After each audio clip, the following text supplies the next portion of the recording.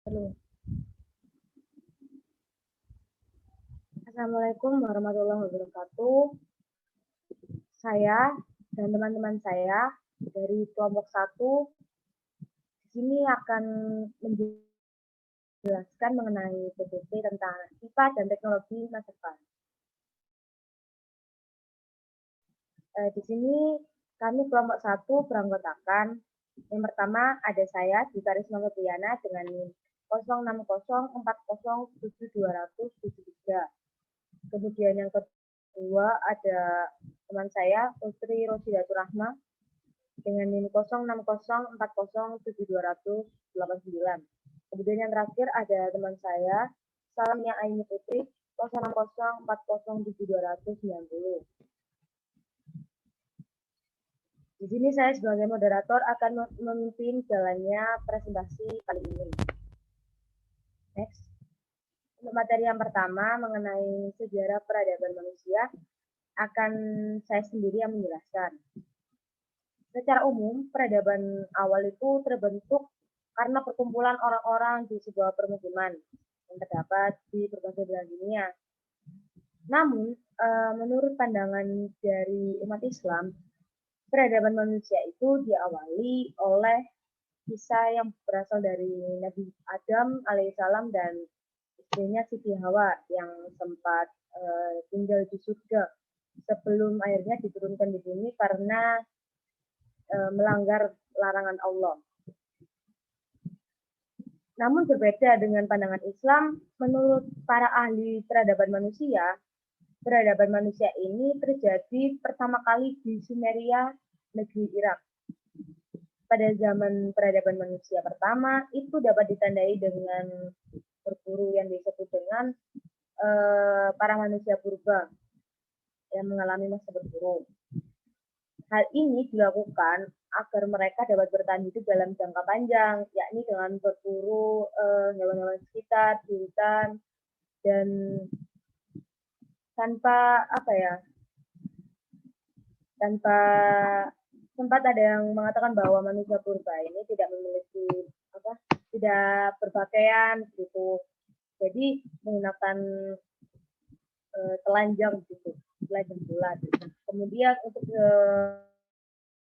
masa berburu ini dilakukan oleh manusia kuno yang cukup lama, dan hal ini menyebabkan populasi hewan di daerah-daerah yang ditinggalinya itu mengalami kepunahan makhluk hidup seperti hewan gitu.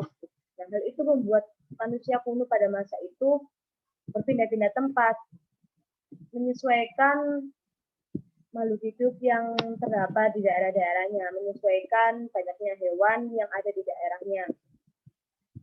Karena mereka sering berburu setiap harinya sehingga hewan-hewan cepat punah dan habis.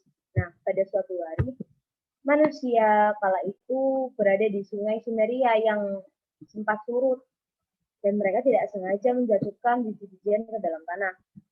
Kemudian untuk beberapa waktu ternyata biji tersebut tumbuh dan menghasilkan sumber makanan baru untuk mereka yang sebelumnya mereka tidak pernah menemuinya.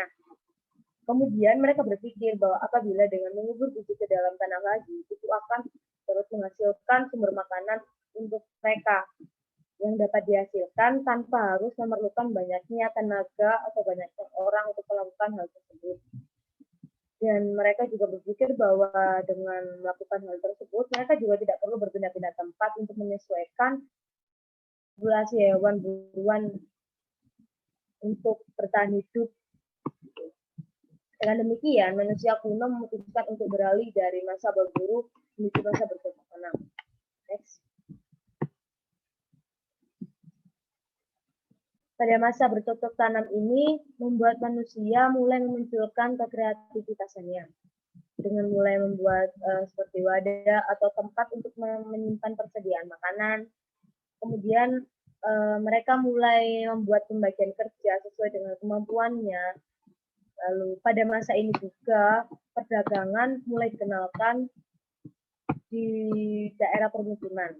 Dan pada waktu itu karena masih belum tersedia mata uang, mereka menggunakan sistem barter, yaitu tukar menukar barang.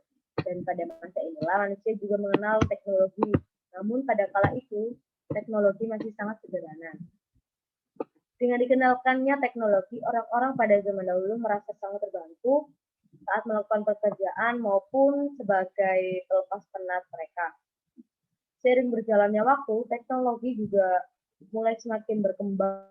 Hal ini memicu peradaban manusia dari manusia kuno menuju ke manusia modern seperti masa sekarang.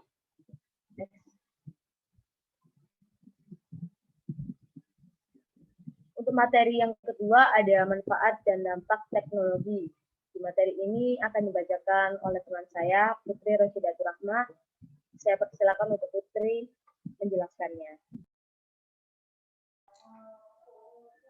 Halo, di sini saya akan menjelaskan tentang manfaat dan dampak teknologi. Oke, yang pertama saya akan menjelaskan tentang manfaat dari IPA dan teknologi. Yang pertama nih, manfaatnya itu apa sih? Yang pertama, membantu memenuhi kebutuhan materi biotis maupun non-biotis. Yang kedua, yaitu sebagai alat bantu dalam penggunaan energi. Yang ketiga, yaitu membantu dan mempermudah keperluan maupun kegiatan yang berkaitan dengan mesin, transportasi, komunikasi, dan lain sebagainya. Yang keempat, sebagai alat komunikasi. Yang kelima, sebagai dapat digunakan sebagai pemenuhan dan untuk meningkatkan mutu hidup yang berkaitan dengan biologi modern, yakni bioteknologi. Yang kedua, saya akan menjelaskan tentang dampak positif. Dampak positif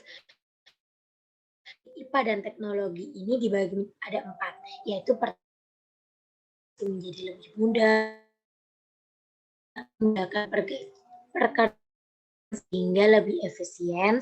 Yang ketiga yaitu sistem pembelajaran sekarang dapat dilakukan secara online atau daring tanpa melalui tatap muka atau luring. Yang keempat, sebagai sumber daya alam, minyak bumi dapat dijadikan sebagai bahan bakar untuk kendaraan. Itu bisa untuk roda 2 maupun roda 4. Yang terakhir saya akan menjelaskan tentang dampak negatif dari IPA dan teknologi itu sendiri. Yang pertama yaitu banyaknya budaya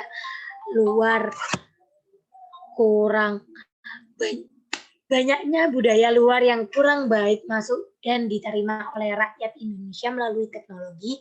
Yang kedua yaitu penggunaan gadget berlebihan yang dapat merusak perkembangan otak pada anak. Yang ketiga, penambangan batu bara menjadi dampak negatif pengaruh teknologi dan IPA karena oksigen yang ada di pertambangan sangat terbatas. Yang keempat, hutan dan hewan merupakan salah satu SDA yang dapat diperbarui. Namun, dengan adanya teknologi modern ini, malah membuat SDA tersebut tidak dapat diperbarui, sehingga halnya penebangan hutan yang semenang-menangnya sehingga menyebabkan matinya tunas muda dan tidak dapat tumbuh kembali. Sekian manfaat dan dampak teknologi yang saya jelaskan. Selanjutnya akan dijelaskan oleh teman saya.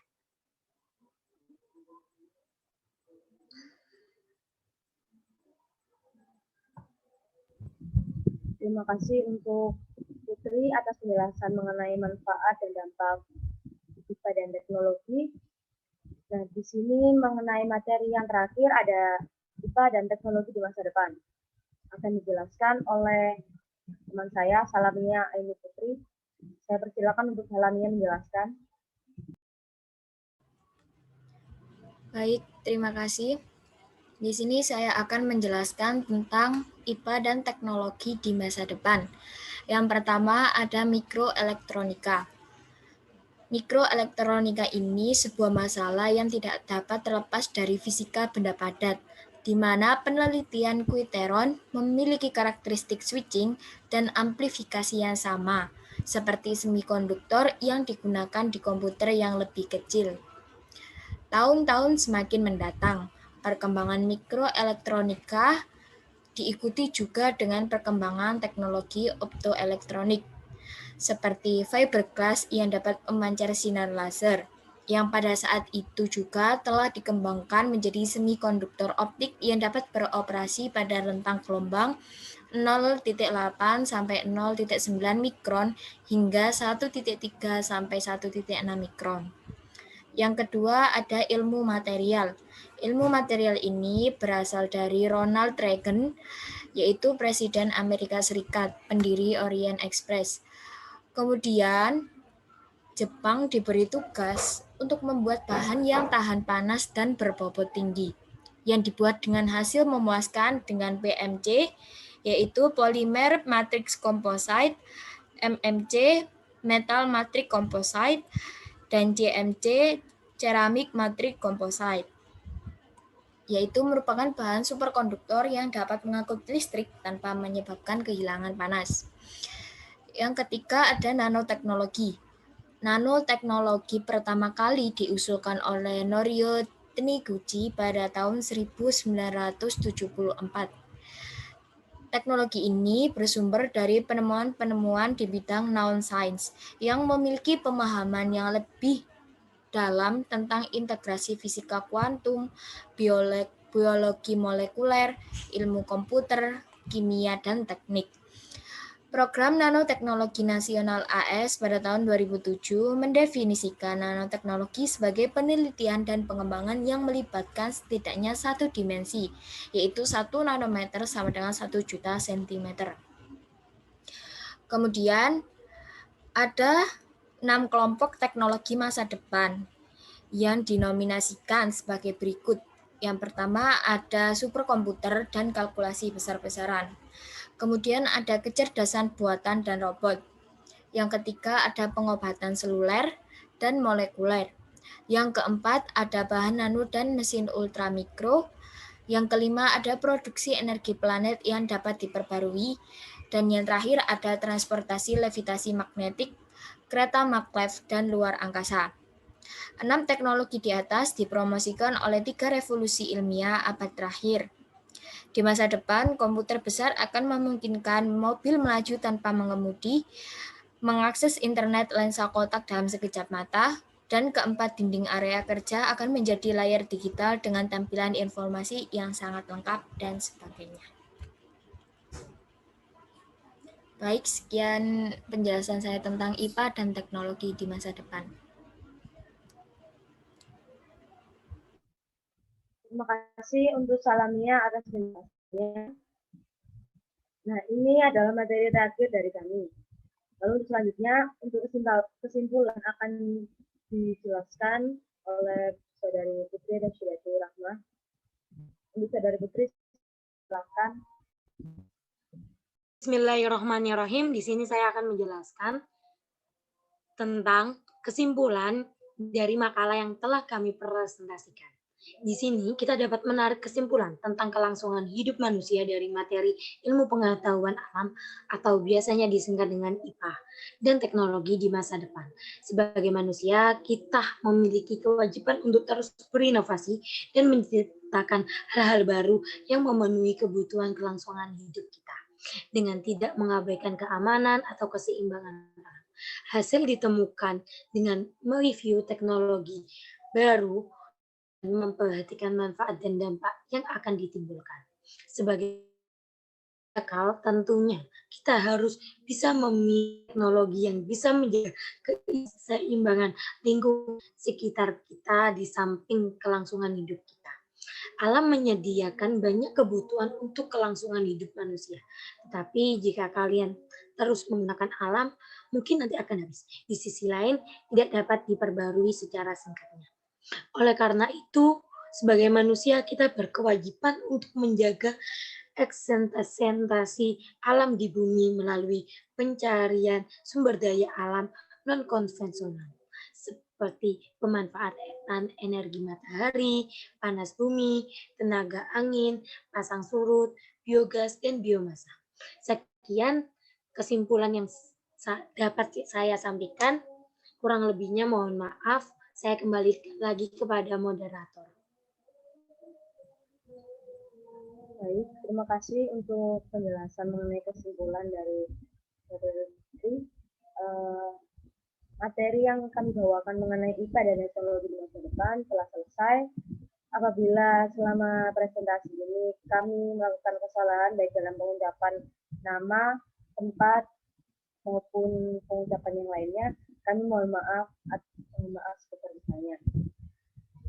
Sekian dari kelompok kami yang beranggotakan saya Dwi Karisma, kemudian Putri Nursidatul Rahma, dan Salamia Aini. Sekian dari kami. Wassalamualaikum warahmatullahi wabarakatuh. Waalaikumsalam warahmatullahi Waalaikumsalam warahmatullahi